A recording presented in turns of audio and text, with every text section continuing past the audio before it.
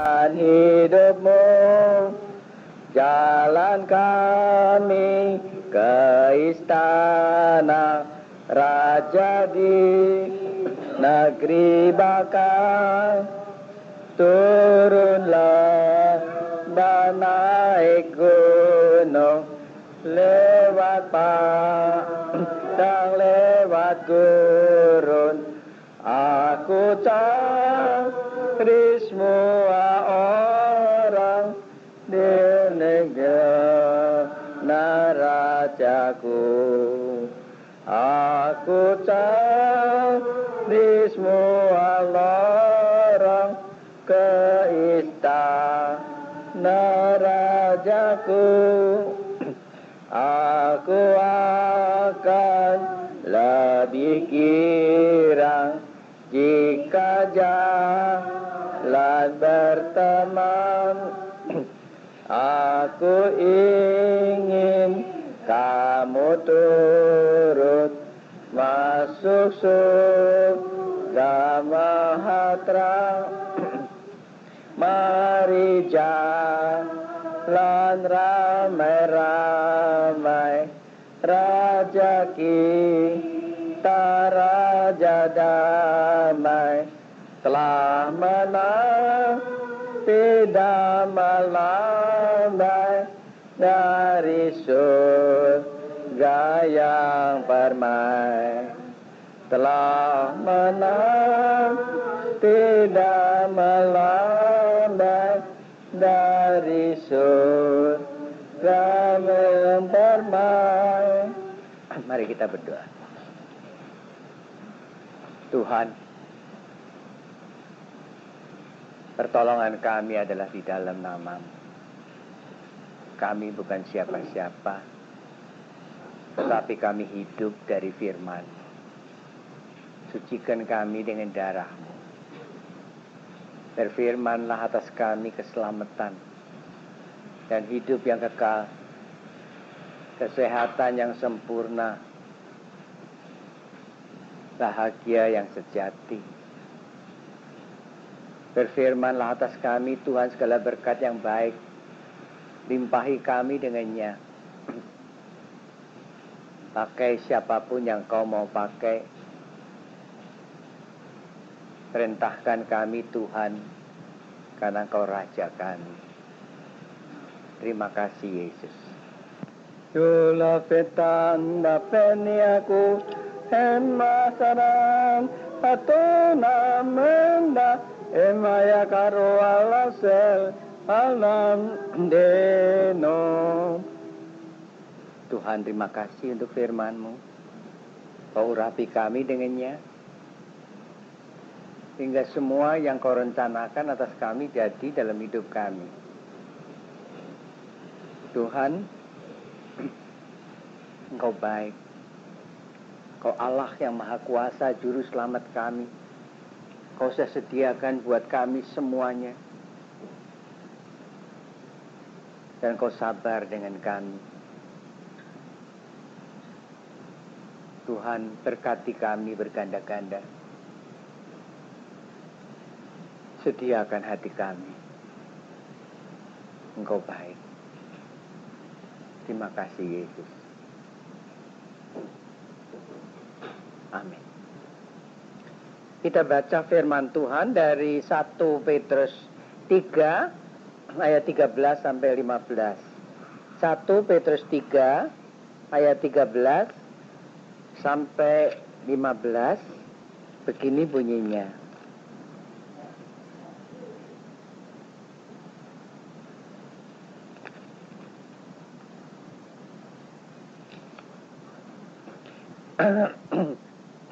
Dan siapakah yang akan berbuat jahat terhadap kamu jika kamu rajin berbuat baik? Tetapi sekalipun kamu harus menderita juga karena kebenaran, kamu akan berbahagia. Sebab itu janganlah kamu takut apa yang mereka takuti, dan janganlah gentar, tetapi kuduskanlah Kristus di dalam hatimu sebagai Tuhan. dan siap sedialah pada segala waktu untuk memberi pertanggungan jawab kepada tiap-tiap orang yang meminta pertanggungan jawab dari kamu tentang pengharapan yang ada padamu, tetapi haruslah dengan lemah lembut dan hormat. Nah, saudara, jelaskan gambarannya jalannya orang Kristen, bahwa tidak ada tegang, tidak ada keras, tidak ada takut. Dia jalan lemah lembut dan hormat selalu. Kalau Kristus kita kuduskan di dalam kita. Nah, kalau Kristus itu khusus ada di dalam saudara, saudara bisa ngasih pertanggung jawab. Dengan tenang, dengan lemah lembut kita bisa jalan. Jadi nggak ada jalan tegang-tegang, itu nggak ada.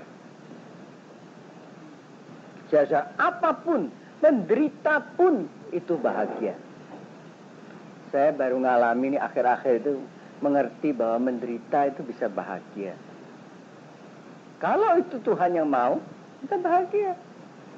Dan saudara-saudara, kita bisa jalan tenang juga, tidak terganggu. Paulus itu sudah bayangin, kalau dia jalan sampai katanya ada duri dalam dagingnya, tapi dia jalan.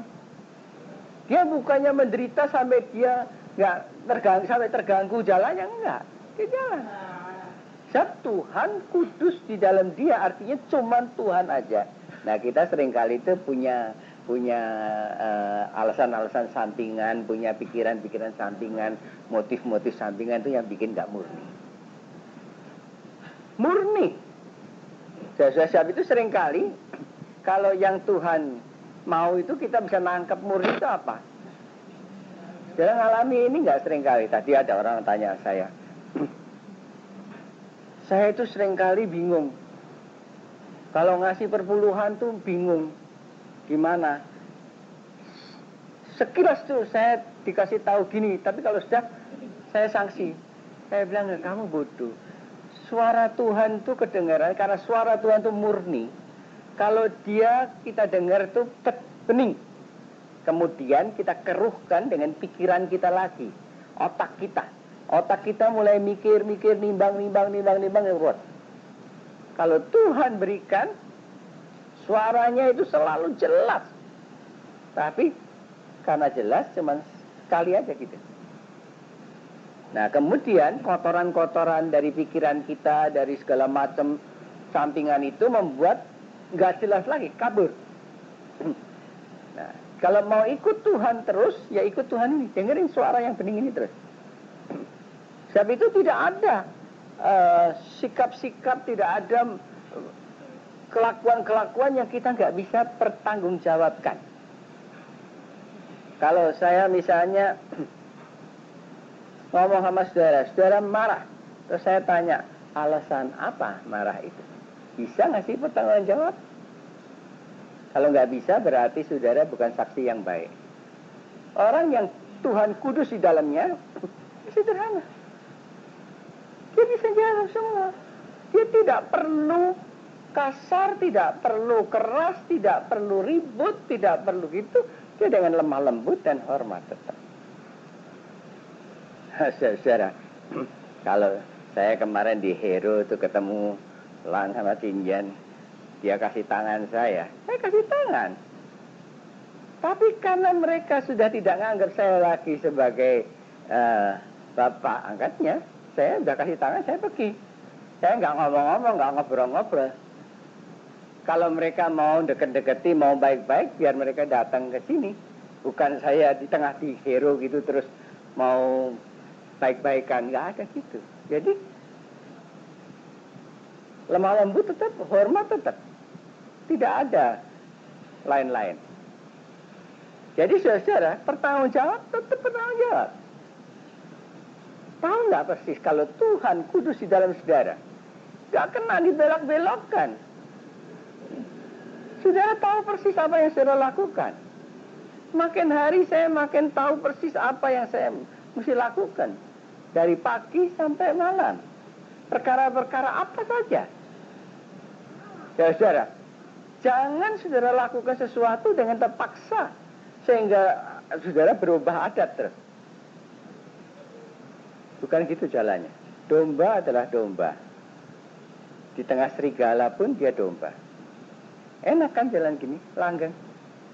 Di dalam Yehezkiel 16 ayat 53, Yehezkiel pasal yang ke-16 ayat 53, kita baca firman Tuhan begini bunyinya. Tetapi aku akan memulihkan keadaan mereka, baik keadaan Sodom bersama anak-anaknya perempuan, maupun keadaan Samaria bersama anak-anaknya perempuan, dan juga aku akan memulihkan keadaanmu di tengah-tengah mereka. Nah, sebab apa saudara lihat? Kenapa kita dalam keadaan apa saja jalannya tetap langgeng, tetap lemah lembut, tetap hormat itu kenapa? Sebab orang dunia, orang fasik, dia tahu kalau sudah dia ngalami susah, ngalami celaka, tidak ada comeback. Hilang. Tapi kita, kenapa kita tidak ngambil reaksi, kenapa tidak panik, kenapa susah pun kita hadapi dengan tabah, kenapa? Karena kita mempunyai saat comeback, saat di mana Tuhan memulihkan. Nah, karena saat itu, demi saat itu, kita tidak ngerusak sekarang. Kita seringkali ngerusak. Menurut maunya sendiri, menurut hawa nafsu kita sendiri, kita malah ngerusak, nggak karu-karuan. Sebab itu nanti kalau sudah, nyesel sendiri. Padahal, kita itu bisa jalan dengan tenang, apapun terjadi, lewat apapun, berhadapan dengan siapapun, kita selalu jalan dengan lemah lembut dan hormat. Saya tahu itu kejadian apa saja, peristiwa apa saja tidak menentukan hidup kita. Yang menentukan adalah maunya Tuhan. Saudara, kalau kita memang benar nurut Tuhan, dan nurut Tuhan itu bahwa setiap saat saudara mendengar suara yang bening itu, suara yang murni itu, yang bisa memecahkan kristal, suara itu kalau kita dengar terus gak mungkin kita salah. Tapi kita seringkali campurin pakai pikiran kita cepat benar. Oh, pikiran kita itu seringkali terlalu cepat. Baru Tuhan ngomong A, kita sudah B, C, D, E, udah bingung. Kalau kita tenang, kita dengerin yang benar, ya, Tuhan kita ikut, gak salah kita. Dan nanti yang bahagia kita, karena kita gak salah. Nah, kesalahan-kesalahan yang kita buat itu selalu keluar dari pikiran kita sendiri. Selalu. Itu yang kalau di tape itu noise, suara-suara yang lain, yang membuat saudara mesti ngeden dulu kalau untuk mau dengarkan Tuhan lagi. Dan gak bisa dengar lagi. Nah, karena buat saudara itu noise itu biasa, buat saudara barangkali itu salah itu biasa, buat saudara itu barangkali keliru biasa, ya memang gak bisa. Saudara seringkali mengeluh, kok saya nggak bisa gitu, kayak boksu nggak bisa, ya terang aja. Saudara terlalu banyak pakai pikiran saudara. Udah sangat sederhana kok, jalan tuh enak sekali. Dalam hal apapun ya, kalau kita nggak pakai pikiran kita sendiri, nggak ruwet. Saya ngadepi keruwetan masalah apa saja itu ya, bisa keluar tuh karena saya diem, nggak dikotrek lagi. Nah, seringkali kita, saya kalau ngadepi pakai komputer juga gitu, saudara. Kalau kita mau cepat-cepat, kesalahan yang dibuat dengan komputer itu bisa mengakibatkan fatal. Fatal itu cuma software aja, bisa dikembaliin. Ya.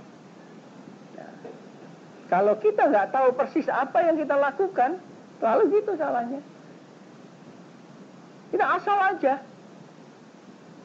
Saya selalu ngajarin, jangan berbuat sesuatu di dalam komputer nih yang kamu tidak tahu persis apa yang kamu lakukan. Nah, gampangnya kalau di komputer cuman, apalagi sekarang tuh pakai tikus itu pakai mouse dengan cepat. Kesalahan-kesalahan yang fatal kita buat. Gampangnya jalan dengan Tuhan juga sama. Saking gampangnya ikut Tuhan, sampai saudara tanpa mikir membuat kesalahan. Tanpa mikir, saudara pikirkan macam-macam. Sudah nggak pakai kontrol lagi. Nah, nanti kalau sudah saya macet. Saya beberapa tahun yang lalu tuh saben kali saya cerita sejarah, karena jangan ngolok-ngolok saya. Saya sering kali itu kan sama saudara, kan jalan gitu aja, mikir gitu ya. Nanti kalau sudah macet. Nah, Tuhan yang tahu berapa kali saya macet menghadap dia. Saya bilang, Tuhan, sampai saya akhirnya tuh bilang gini, Tuhan, ini saya malu. Saben kali yang saya hasilkan hanya kemacetan doang. Saya nggak menghasilkan apa-apa, cuma macet aja. Nah, kalau sudah, saya sudah berdoa begitu, merendahkan diri saya, Tuhan tuh memulihkan. Tuhan memulihkan. Salah itu seperti tidak ada lagi, dihapus. Saudara, begitu baik dia, sabar. Nah, kalau Tuhan sabar, jangan terus saudara pikir mentang-mentang Tuhan sabar, ya udah aja terus biarin salah juga nggak apa-apa. Sampai saudara terbiasa membuat kesalahan. Saudara jangan merasa biasa membuat kesalahan. Orang yang diampuni dosanya oleh Tuhan tidak membuat kesalahan lagi. Di dalam Mazmur 107 ayat 8 dan 9. 107 ayat 8 dan 9. Kita baca firman Tuhan begini. Biarlah mereka bersyukur kepada Tuhan karena kasih setianya, karena perbuatan-perbuatannya yang ajaib terhadap anak-anak manusia. Sebab dipuaskannya jiwa yang dahaga, dan jiwa yang lapar dikenyangkannya dengan kebaikan. Saudara-saudara, ini yang kita lihat jelas nih ya. Kalau saudara benar dengan Tuhan ya, gak bisa enggak, saudara mesti bersyukur karena kasih setianya. Bersyukur karena kasih setianya itu artinya mengucap syukur karena Tuhan menyayangi. Dan kita nurut sayangnya itu. Kalau enggak bisa bersyukur, Tuhan nyayangi, kita tolak, kita enggak bersyukur. Kita terus merasa enggak enak, terus merasa bersungut-sungut dan sebagainya. Nah, karena kasih setianya Tuhan, dia berbuat. Karena perbuatan-perbuatannya yang ajaib terhadap anak-anak manusia. Ajaib dikatakan. Kenapa? Kita nggak bisa ngerti, nggak bisa mikirkan, nggak bisa duga, nggak bisa ngerti. Pokoknya kita nggak bisa pikirkan. Cuma nurut aja yang ada. Nah, ketaatan inilah yang akan membuat kita itu benar dipuaskan jiwa kita. Benar kita dikenyangkan. Saudara, baru ada artinya jadi Kristen. Kadang-kadang saya tanya saudara, Kristen itu ada gunanya enggak sih? Gunanya apa? Kalau saudara tetap aja sama seperti orang yang enggak punya Tuhan, jalannya ngawur, jalannya salah-salah, jalannya buntu-buntu. Kenapa? Bedanya apa? Pertanggung jawabnya apa? Bagaimana kita hidup? Ada hasilnya enggak? Kalau nggak ada hasilnya buat apa? Jadi kita mesti keras dengan diri kita itu saya bilang. Saudara terlalu lunak sih kalau terhadap diri saudara sendiri. Saudara bilang seringkali bilang, cincailah, nggak apa-apa lah. Salah sedikit nggak apa-apa, salah banyak juga nggak apa-apa. Asal saya yang salah, kalau orang lain nggak bisa. Jadi itu loh, kita terlalu lunak terhadap diri sendiri. Keraslah. Kalau kita keras, kita tahu kita salah. Kita ngaku, kita bertobat, kita akan bahagia. Baru kita akan ngalami ada gunanya jadi Kristen. Di dalam Mazmur 48 ayat 10 sampai 15. Mazmur 48 ayat 10 sampai 15 kita baca firman Tuhan begini bunyinya.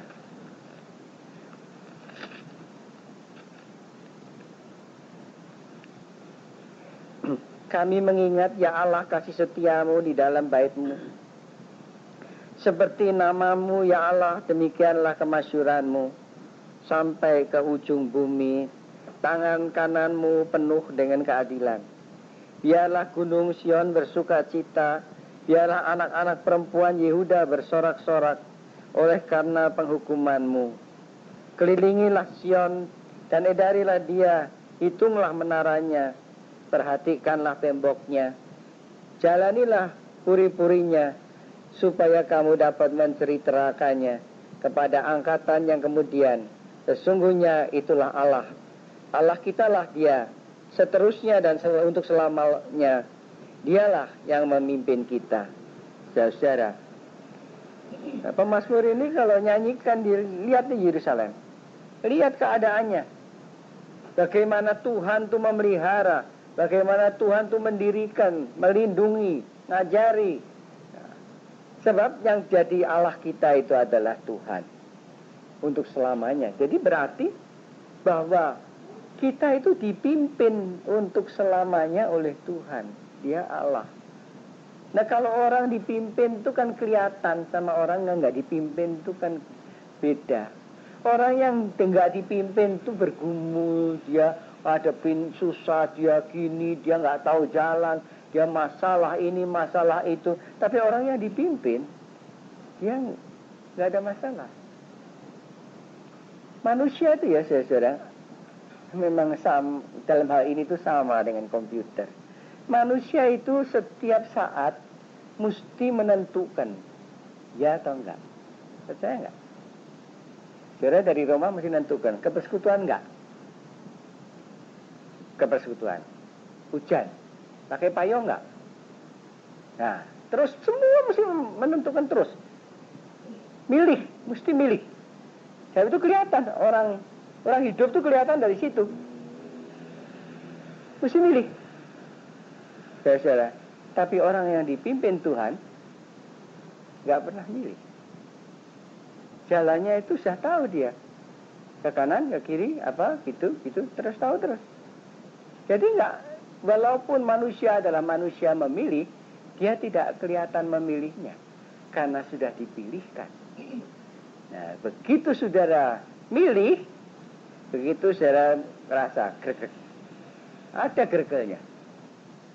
Jalan seperti domba sebagai umat Tuhan itu adalah jalan yang tanpa milih lagi. Sekali saudara milih, miliknya bukan? Ya, dia terus jalan. Tidak ada pilihan lain. Nggak ditanya. Walaupun ada, sama seperti kereta api itu loh. Walaupun ada jalan simpang ke sana kemari, tapi dia nggak bisa milih. Dia sudah dipilihkan oleh kepala stasiunnya, jalannya begitu. Biar nanti ada longsor, kalau nggak dia lihat juga dimasukin. Dia nggak bisa. Kalau kita kan bisa ya. Ini jalan kereta api ke Jakarta itu putus di Padalarang itu, nggak apa-apa, naiknya dari Padalarang, naik bis dulu. Tapi kereta api nggak bisa bilang gitu. Oh ini jalannya longsor, mengkol dulu lewat Padalarang, jalan raya aja. Nggak bisa. Jadi mesti jalani itu. Nah, itu cirinya. Sebab itu mengucap syukur selalu. Kalau saudara merasa pada satu titik, gimana nih ya? Itu sudah milih. Selalu kan kita itu kalau kita nggak sadari ya, kita tuh jalan sendiri. Dari bangun pagi ini mesti gimana terus itu. Ya apa enggak? Ya enggak. Nah, itu sebabnya orang Belanda itu punya satu istilah tuh. Kalau orang tuh bangun tuh ngamuk-ngamuk terus tuh, dia katakan ini orang turun dari ranjang dengan kaki yang salah. Nah, kalau sudah keliru kakinya, terus seharian ngomel terus. Ya saudara, itu ibaratnya. Jadi kalau saudara sudah pagi-pagi salah langkah, seharian nggak klop terus. Kalau saudara mau jalan saudara bisa lemah lembut dan hormat. Kenapa? Karena saudara nggak usah milih jalan. Nah, kenapa? Kenapa kita terus nggak merasa lelah? Karena kita nggak milih. Yang bikin lelah pemilihnya itu. Milih itu yang bikin lelah. Saudara. Jadi mau nggak mau, komputer tuh karena mesti milih-milih gitu, panas dia. Panas pasti. Paulus itu bukan saja pakai tenaga listrik karena mesti milih. Dia milih. Nah, makin cepat tuh komputer itu, milihnya makin nggak kentara. Tapi kentara juga. Nah, kalau sudah milih, saya tahu. Ketahuan langsung. Saya tahu orang itu benar apa enggak itu dari situ. Bukan dari mana-mana. Bukan dari riwayatnya itu memang dia riwayatnya orang baik-baik atau enggak. Nih. Dan karena itu bisa bantah, bisa tegang, bisa ribut, bisa keras, bisa segala macam. Tapi yang jalan dengan Tuhan lemah lembut dan sangat gampang itu, smooth. Saudara, dia bisa hormat segala hal. Saudara jalan gimana? Lihat aja. Hari ini aja lihat aja. Saudara jalannya gimana? Di dalam Mazmur 119 ayat 33. Mazmur 119 ayat 33. Kita baca firman Tuhan begini bunyinya. Perhatikanlah kepadaku, ya Tuhan, petunjuk ketetapan-ketetapan-Mu, aku hendak memegangnya sampai saat terakhir. Saudara bahagia kalau saudara bisa membuat ikrar yang begini, bahwa saudara megang ketetapan Tuhan sampai terakhir, sampai saat terakhir. Jangan setengah-setengah aja. Ini orang sukanya gitu sih ya. Dia kalau sudah ya, di tengah jalan dia megang Tuhannya, kalau sudah tengah jalan dia nyimpang nih. Kalau saya bilang sama saya gimana tau? Ya maaf buksu, tapi saya belum bisa, belum tahan. Iya, ini orang sakit. Oh, saya tahu sakit itu tidak ada yang bisa menyembuhkan, tidak ada obatnya, cuma Tuhan.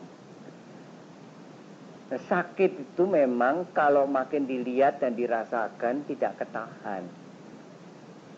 Tapi tidak mungkin kalau kita tahu bahwa Tuhan tidak mungkin memberikan yang terlalu berat kepada kita. Nggak mungkin nggak ketahan. Mesti tahan dengan satu atau lain cara. Saya kalau lagi disuruh bawa gitu, saya sakit itu nggak ketahan memang kayaknya. Tapi masih bisa ditahan. Nah, kalau kita tahu itu Tuhan yang ngasih, kita tahu. Pegang terus, tapi nanti sampai satu saat tuh ya, apalagi banyak itu tukang-tukang yang nawar-nawarin sales promotion tuh. Pakai ini, pakai itu, jamin seenaknya aja. Biasa. Nah, kita ke bawah. Kalau saya nanti toh gampang. Kalau ke bawah ngomong aja sama boksu, ya maaf boksu habis gimana. Dengan lain cara itu sebetulnya mau bilang, habis boksu sendiri nggak bisa nyembuhkan, saya suruh gimana. Jadi saya yang disalahkan. Tuhan. Saudara, setia itu kepada Tuhan, tidak kepada saya. Nah, kalau saudara setia kepada Tuhan, sampai kayak apapun, kita cuman ya dan amin, percaya kepada Tuhan. Supaya kita nggak nyesel nanti kemudian di kelak kemudian hari itu kita suka nyesel. Kalau selalu nyesel, mending kalau bisa diperbaiki. Nyesel kita nggak bisa perbaiki. Saya itu baru mengerti satu perkara pada waktu saya melayani tutup petinya seorang saudara. Saya itu baru ngerti hidupnya itu susah dari mulainya susah sekali. Saya cuma tanya, Tuhan ini kemenangan atau kekalahan? Ya matinya mati susah. Lantas belum pernah saya mikir itu ada jawab ini. Tuhan cuma jawab ini. Perhatikan berapa banyak yang belum dibayar kepada dia. Dia dijahatin, dia dikapakan, belum kebayar. Nah yang belum kebayar itu kapan bayarnya? Atas dalam ya sekarang ini. Dia telah menabung dalam hidupnya begitu banyak. Nah sekarang dia terima itu. Jadi saudara, saya baru lihat ini. Ada kalanya Dari sini kita mesti lihat. Kalau saudara mau bahagia, hanya itu.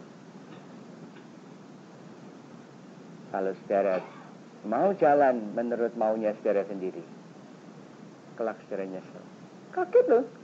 Saudara tahu. Saudara jangan kaget. Dosa yang saudara buat nggak kerasa seperti kalau saudara bunuh atau nyolong. Enggak.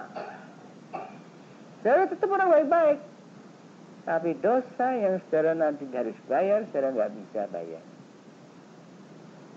No, kalau saudara ngomong yang sia-sia, masih tahu ya, masih sadar, saya pernah ngomong itu. Tapi sikap-sikap yang kita ambil, yang tidak menyaksikan kudusnya Tuhan di dalam kita, itu nanti kita mesti bayar, kita kaget loh. Kok ditagih rekeningnya?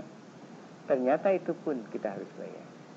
Jadi bahagia orang yang takut Tuhan itu dan tidak ngambil sikap apapun yang mendukakan dia. Amin. Kiraya panatana yolam menesalam dea kala sarapayo komatande homarese halaman.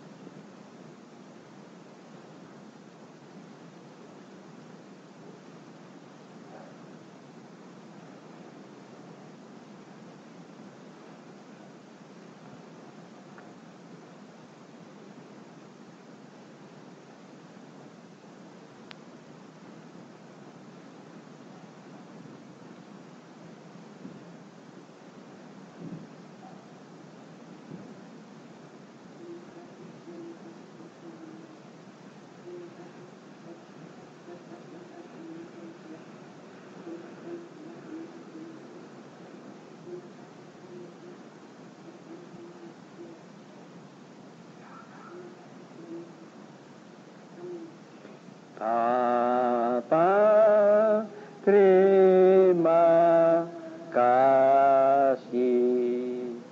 Bapa, terima kasih.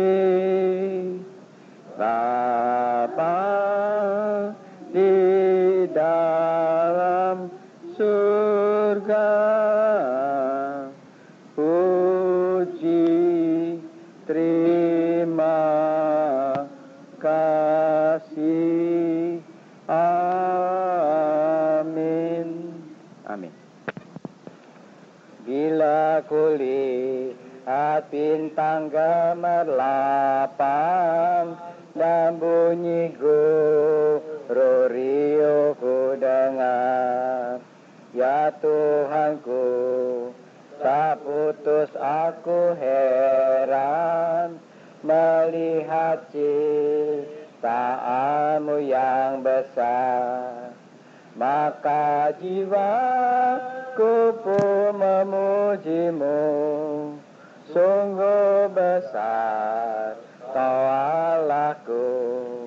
Maka jiwaku pun memuji-Mu, sungguh besar Kau Allahku.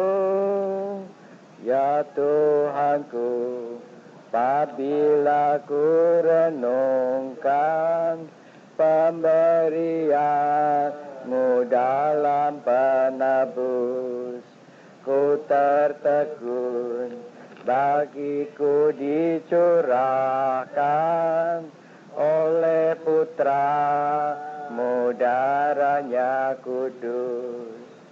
Maka jiwaku pun memuji-Mu, sungguh besar Kau Allahku. Maka jiwaku pun memuji-Mu, sungguh besar Kau Allahku. Stefana mulu emana tara tendiana mala sama kare emaratoman.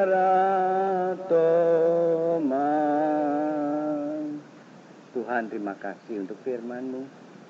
Urapi kami dengannya, hingga semua yang Kau rencanakan atas kami jadi dalam hidup kami. Dan itu indah. Tuhan, kalau saja kami mau percaya kepadamu, segala sesuatu sudah Kau sediakan buat kami. Tidak akan kami merasa susah dan menderita. Tuhan, ajari kami. Jangan Kau biarkan kami jalan-jalan kami sendiri. Berkati kami berganda-ganda. Sucikan kami dengan darah-Mu. Sediakan hati kami. Terima kasih, Yesus. Amin. Kita baca firman Tuhan dari Injil Yohanes pasal yang ke-21 ayat 22 23. Yohanes 21 ayat 22 23. Begini bunyinya.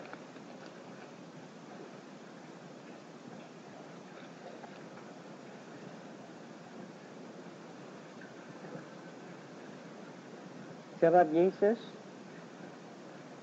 "Jikalau aku menghendaki supaya ia tinggal hidup sampai aku datang, itu bukan urusanmu. Tetapi engkau ikutlah aku." Maka tersebarlah kabar di antara saudara-saudara itu bahwa murid itu tidak akan mati. Tapi Yesus tidak mengatakan kepada Petrus bahwa murid itu tidak akan mati, melainkan jikalau aku menghendaki supaya ia tinggal hidup sampai aku datang, itu bukan urusan. Saudara, kita itu seringkali begitulah. Yang bukan urusan kita diurusi. Ya, ini dalam hal ini nih urusan Simon Petrus. Diurusin. Tuhan ngomong, ditafsirkan sendiri. Padahal Tuhan bilang apa? Itu bukan urusanmu. Sedangkan nyawa saudara, nyawa saya itu diberi sama Tuhan, bukan urusan kita juga. Tidak perlu kita usil, tidak perlu kita khawatir. Dia tahu persis apa yang dia lakukan. Yang perlu buat kita itu cuma itu, ikutlah dia. Kalau pagi saudara bangun, siapa yang pertama saudara ingat? Apakah Tuhan? Sesudah itu, apakah tetap Tuhan? Dan sesudah itu, apakah tetap Tuhan? Sampai malam kita tidur, apakah tetap Tuhan? Kita terlalu sering nggak ingat dia. Bagaimana bisa ikut kalau nggak ingat? Kalau kita nggak ingat, mana kita bisa ikut? Untuk bisa ikut, kita mesti ingat dulu. Nah, kalau kita ikut Tuhan, ingat dia, ikut dia, tidak bakalan kita itu khawatir, takut, macam-macam. Tuhan itu cuma naruh mereka di tempatnya, itu bukan urusanmu. Orang suka nanya-nanya kan, itu dia gimana, dia gimana. Oh, sendiri gimana aja, itu bukan urusan kita kok. Kok kita nanya orang lain gimana? Kita sendiri nih, bukan urusan kita. Kita itu miliknya Tuhan, bukan milik kita sendiri. Tuhan kasih hidup, ya hidup. Tuhan ambil hidup kita, ya diambil. Kenapa kita mesti macam-macam? Kayaknya kayak Tuhan itu nggak becus boleh ngurusin kita. Dia tahu persis. Nah, kalau kita nggak ingat dia, kita nggak ikut dia, dia bisa bikin supaya kita ikut dia. Yaitu, kalau kita suka lupa Tuhan, dia bisa kasih kita sakit penyakit supaya ingat. Tapi seringkali dikasih sakit penyakit, makin gak ingat lagi. Jadi itu kalau bebal ya begitu. Kalau ada apa-apa yang nyesakkan kita, itu diberikan Tuhan supaya kita ingat dia, supaya ikut. Kita ini belum cukup ikutnya loh. Yang diajarkan gereja, yang diajarkan orang Kristen ini belum cukup ikut. Ikut tuh begitu ikut ya, sampai kita tuh nggak lihat lagi kanan kiri. Kalau kita ikut tuh ikut, nggak lihat lagi kanan kiri. Tidak peduli. Nah, ikut kayak gitu tuh kita kan belum kan. Kita ikutnya itu kan cuma ikut-ikutan kan. Kita ikutnya itu cuma ya gitulah. Padahal Tuhan mau kita itu ikut intensif ikut. Kalau kita ikut, saudara, sebetulnya manusia itu aneh sekali. Saya seringkali itu pikirkan tuh komputer tuh gitu ya, tapi manusia itu sama begitu. Tiap saat, tiap detik, saudara tuh kita itu mesti milih tiap detik. Yang ini atau yang itu. Jadi itu hakikat kita. Nah, kalau kita milih, itu yang bikin capek dalam hidup ini itu ialah kalau kita milih.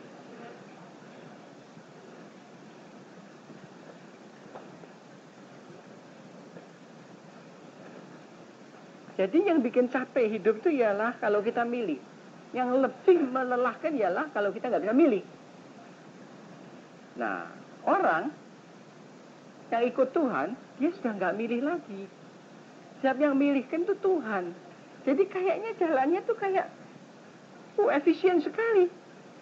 Dia jalan dari A, B, C, D, E itu nggak pakai milih lagi. Sudah dipilihkan semua. Sudah seolah-olah tuh pre-program begitu.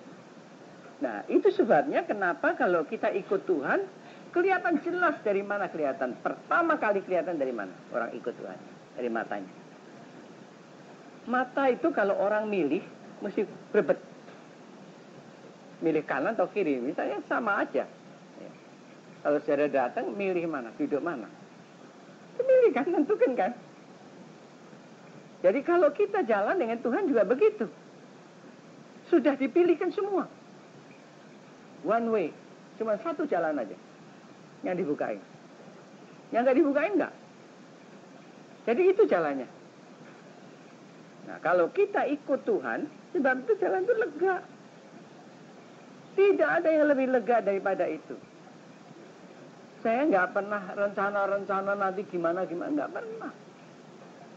Ya kalau tadi saya ditanya, ya sekarang Tuhan mau saya masih melayani, saya bisa naik mobil. Kalau nanti Tuhan nggak mau, saya enggak, ya saya enggak. Ya, enggak ada masalah.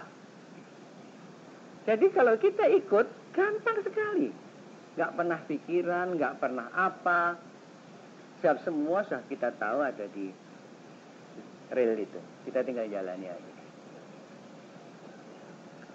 Kita ikut nggak? Dari pagi, ikut tuh nggak bisa di tengah jalan gitu loh. Ikut tuh dari pagi sampai malam. Itu bukannya berat, itu malah enteng sekali, enak sekali. Juga kalau kita mesti jalani susah, ya jalani. Berat ya berat. Itu saya cerita dari tadi. Hari Jumat tuh saya, Jumat yang lalu, minggu yang lalu tuh saya kayak mau mati aja deh. Saya bilang ini rasanya saya nggak kuat ini.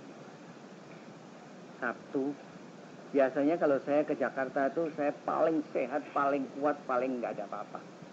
Ini ternyata saya ke Jakarta itu maut itu ngikuti saya. Saya pikir kok aneh. Minggu begitu, Senin begitu. Tahu-tahu jam 5 sore Senin itu hilang sama sekali. Saya rasakan leganya kayak gitu luar biasa. Sampai saya nggak tahan, mesti ngomong. Nah, tapi saya tahu yang saya tanggung ini, saya bilang ini nggak ada ini. Bener, jam 10 saya dikasih tahu udah nggak ada. Ya saudara, saya pikir buat apa nih? Dan ternyata memang ada gunanya. Saya mesti menghibur anak-anaknya. Anak-anak ini tahu mamanya menderita sekali, diteror oleh papanya. Dan dia nggak berdaya sampai dari sehat sampai kurus, sampai sakit kanker, sampai kankernya udah di stadium metah. Dia nggak tahan. Seringkali dia telepon saya di luar tahu suaminya karena dilarang. Lantas tetap dia tabah. Kemana? Apa yang saya mesti jelaskan? Baru saya ngerti. Ini perempuan dalam hidup ini nggak pernah dibayar. Usahanya, baiknya nggak pernah dibayar. Seolah-olah dia itu nggak dibayar aja. Sampai matinya nggak pernah dia dibayar. Lantas Tuhan tanya saya, kapan dia dibayar? Sekarang. Dia mati itu dia dibayar. Sebab itu saya rasakan tuh leganya. Jadi saudara-saudara, kita lihat ya, susah kayak apapun, kalau kita ikut Tuhan, kita nggak sampai kenapa-napa. Hidup ini tidak cuma sekarang aja. Kalau sekarang orang cuma lihat muka, lihat yang kelihatan aja. Banyak yang kelihatan itu yang kita nggak tahu di baliknya apa. Dan ternyata ini saya bikin upacara tutup peti itu, saya udah 15 tahun nggak pernah ngelawat orang mati, itu nggak pernah. Itu tadi saya bilang papanya meninggal aja saya nggak datang. Siapa apa? Saya kalau pergi ke tempat orang mati terus makin nggak ketahan kepinginnya. Jadi saudara, ini kali ini kecuali nggak ada yang mimpin. Dan permintaan yang mati itu adalah itu. Jadi saudara, saya cuma mau bilang, kalau saudara ikut Tuhan, nggak ada apa-apa, nggak ada rencana apa-apa, nggak ada khawatir apa-apa. Jalan tuh sudah dipilihkan, nggak bisa milih. Saya dalam hal apa aja, dari beli barang sampai apa aja, barang tetek bengek sampai barang yang mahal pun tidak pernah milih. Jalan, dibukain masuk. Nah ini efisiensinya itu di situ. Yang bikin orang capek itu apa? Milih. Milih itu kalau milih antara dua masih mending cepet. Yes or no. Kadang-kadang yes no juga nggak bisa. Yes no, bingung yang mana nih yang dipilih. Nah itu yang bikin capek. Coba secara satu malam nggak bisa milih ya, besok pagi kan sakit. Apalagi kalau milih antara banyak 7, 8 gitu, kita makin langsung 7 keliling. Nah orang yang biasa ikut Tuhan nggak pernah mikirin hidup atau mati, mikirin kanan atau ke kiri, mikirin apa aja gitu, nggak pernah mikirin. Kita tahu Tuhan sudah predestinate. Dia sudah menentukan sebelumnya. Dia nggak sembarangan. Nah itu sebabnya kita enak. Saudara, kalau kita mau ikut Tuhan, jalan kita itu lega. Bukan berat loh. Orang seringkali mikir, ikut Tuhan itu berat ya, mesti gini, mesti gini. Enggak, justru enggak. Di dalam Yesaya 8 ayat 23, Yesaya 8 ayat 23, kita baca firman Tuhan begini bunyinya.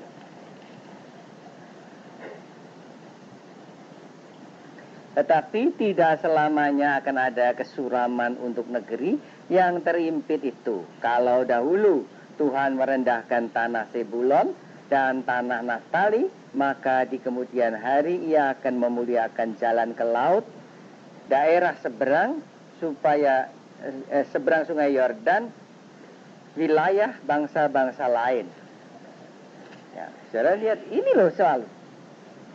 Tuhan kalau saya tahu saya dipimpin Tuhan, saya nggak takut masuk laut juga nggak takut. Kalau Tuhan tuh mimpin ini umatnya, ini punyanya Tuhan. Kalau lagi suram ya suram, jalani. Nah yang paling berat itu adalah jalani kesuraman sambil nggak tahu milih apa. Gelap boleh ada di keliling kita, tapi yang berat ialah kalau gelap itu ada di dalam kita juga. Keliling kita boleh gelap gulita, gelap pekat.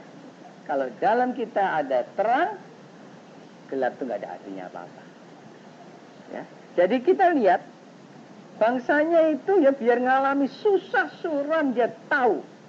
Nah ini bedanya sama orang fasik, bedanya sama orang yang tidak ikut Tuhan. Selama kita ikut Tuhannya, berat kayak apapun kita tahu, mesti keluar. Mesti keluarnya nih loh yang luar biasa. Jangan tanya bagaimana caranya keluar. Nggak ada jalan juga nggak ada jalan, nggak masalah. Ingat aja di laut kosong nggak ada jalan.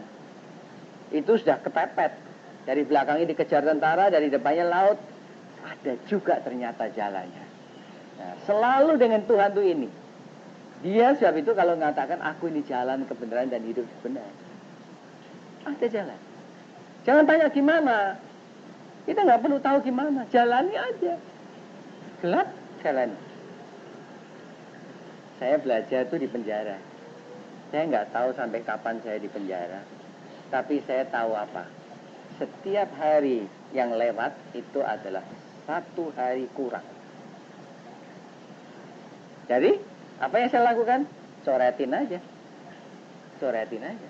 Kalau lagi susah, ambil tanggalan, coretin. Nanti satu hari nggak ada coretannya lagi. Pasti. Jadi kalau 10 coretan, berarti sudah 10 hari kurang. Lebih dekat kepada selesainya. Gampang itu kita ngitung. Nah selesainya kapan? Jangan kita ngarang-ngarang. Kita seringkali ngarang-ngarang. Apa setahun? Apa 2 tahun? Waduh kalau gini terus nggak kuat kok suka orang bilang gitu. Siapa suruh gitu terus? Hitungin yang sudah lewat tuh berapa. Dan tiap hari yang kita lewat itu adalah satu hari lebih dekat pada hari kebebasan kita. Ada kebebasan buat kita. Di dalam Yesaya 51 ayat 1 sampai 3. Yesaya 51 ayat 1 sampai 3. Kita baca firman Tuhan begini bunyinya. Dengarkanlah aku, hai kamu yang mengejar apa yang benar, hai kamu yang mencari Tuhan, pandanglah gunung batu yang daripadanya kamu terpahat, dan kepada lubang penggalian batu yang daripadanya kamu tergali. Pandanglah Abraham, bapa leluhurmu, dan Sarah yang melahirkan kamu. Ketika Abraham seorang diri, aku memanggil dia. Lalu aku memberkati dan memperbanyak dia. Sebab Tuhan menghibur Sion, menghibur segala reruntuhannya. Ia membuat padang gurunya seperti Taman Eden, dan padang belantaranya seperti Taman Tuhan. Di situ terdapat kegirangan dan sukacita, nyanyian syukur dan lagu yang nyaring. Saudara, kalau memang benar kita cari kebenaran, kita mau ikut Tuhan, perhatikan. Saudara lihat, kalau Tuhan menghibur itu menghibur di mana? Ya. Tuhan menghibur segala reruntuhannya. Reruntuhan itu artinya apa? Bicara tentang reruntuhan berarti udah hopeless, nggak ada harapan. Ia menghibur reruntuhannya. Ia membuat padang gurunya seperti Taman Eden, padang belantaranya seperti Taman Tuhan. Dari ekstrem yang satu, ekstrem yang gelap, dia balikkan menjadi ekstrem yang indah. Itu Tuhan. Jadi kalau kita lagi ngalami gelap, ngalami nggak enak, jangan suka ngeluh. Sudah tahu itu Tuhan sampai tega membiarkan kita lewat, tentu dia menyediakan yang ekstrem indahnya dari itu. Saya baru rasakan itu loh. Saya boleh ngerasakan orang yang mau mati itu ya. Saya rasakan kayak apa beratnya. Tapi pada waktu dia menjelang mati, saya rasakan bagaimana leganya.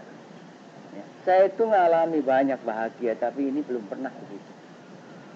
Begitu bahagia, begitu lega. Saya sampai aneh, sendiri aja gitu. Baru saya tahu bahwa Tuhan itu sanggup membuat dari yang satu ke yang lain. Nah, kalau orang ini nggak dikasih kesembuhan, karena kesembuhan buat dia itu akan makin membuat dia menderita. Sampai di saat kematiannya, dia masih dikelilingi kemunafikan. Dia tidak akan bisa keluar. Dia tidak akan bisa keluar. Kalau suaminya bilang disuruh sama perempuan lain, istrinya negur, dia bilang disuruh Tuhan, dia nggak bisa apa-apa. Jadi saudara, dia cuma simpen aja itu. Saya tahu, tapi Tuhan yang tahu. Jadi kalau kita ikut dia, kita tidak akan sampai sia-sia. Dia mesti bawa kita keluar dengan dia. Amin. Lasang nayako mole palam, he sang kanora, he mala masenoa, ame amana.